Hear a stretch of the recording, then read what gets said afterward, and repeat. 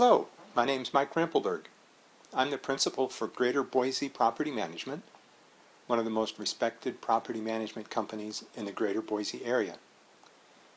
And we manage single-family homes, duplexes and quadruplexes, all the way from East Boise through West Caldwell.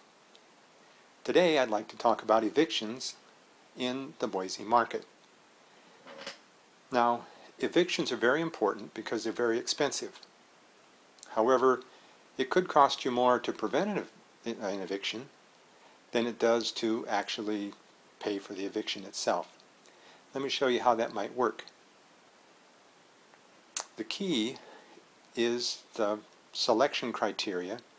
Actually, it's the whole process, including the criteria. And I want to give you some of the criteria that we use, some of the procedures that we use, and then give you what the real-world results of that criteria. So the bottom level, so let's call those bad tenants, people you don't want to rent to. That's pretty easy actually, because it's pretty obvious. If they've got an eviction against a previous landlord, they've got a collection against a previous landlord, they've got a felony, they've got drug-related, gang-related charges, activity, they can't, their income is less than 2 times what the rent is. They've got over $2,000 worth of unpaid collections. Those are what we consider terminals, and they don't even get into the evaluation process. We just, in fact, we have that on our front page of our application, so we actually don't get many of those because it's a waste of their time and money to submit the application, because we're just going to decline it. So let's call those bad tenants, or bad prospects, if you will. The good tenants, on the other hand, that's pretty easy also. So some of the criteria for the good tenants might be a credit score above 650, they've been 3 years or more in their current full-time position, they are making more than 3 times the rent that they would pay, they have no public records, they have no judgments, they have no criminal history, they have no eviction history. Those are going to be pretty good tenants.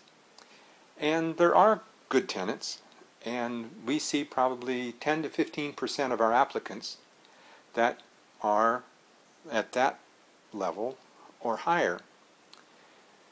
But if you wait around to get good tenants, your time that without rent, your turnover time where you aren't collecting any rent, is going to be measured in months, not in days. So the real key to success is finding that good enough tenant in a short period of time. So let me give you the procedure that we use. The bad tenants don't even make it into the evaluation process. So I'm only talking about people now who have passed all of the terminal criteria. So we submit their application to the credit bureau, and the credit bureau comes back with a report. We then fill out a worksheet, and we really base it on 3 criteria. One is their credit history, one is their rental history, and the other is their employment history.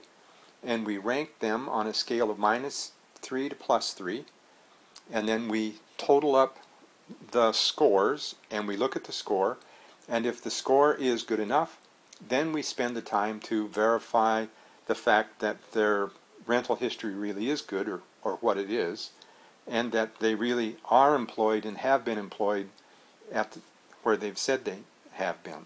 So that gives us a complete picture, which we can then use to compare against other applicants and against the standards to approve them. So let me recap. You put on the front sheet what the terminals are, so you don't even get the applicants who are going to fail the terminals. The applications you get are going to be 80% of them ordinary applicants. Not good applicants, not bad applicants, but ordinary applicants. Now, how do you find the good enough applicant in that 80%, if you will?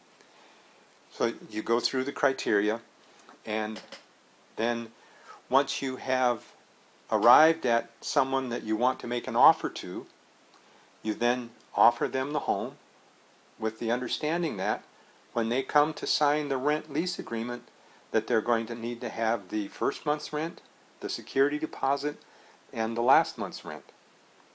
We found that if people can't come up with the last month's rent in a reasonable period of time, that they are not a good prospect.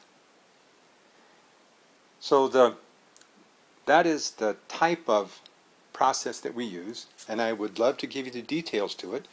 Send an email or give me a call, and I'd be happy to share the details of how all that works. And then let me give you the results, some real-world results. So over the last 12 months, we've had less than 1% of our outgoing tenants that have been evicted. There have been less than 10% of our outgoing tenants who have left owing any money at all. Of those that have left owing money, the average is $150. And if you'd like more details, give me a call. I'd love to work with you on it.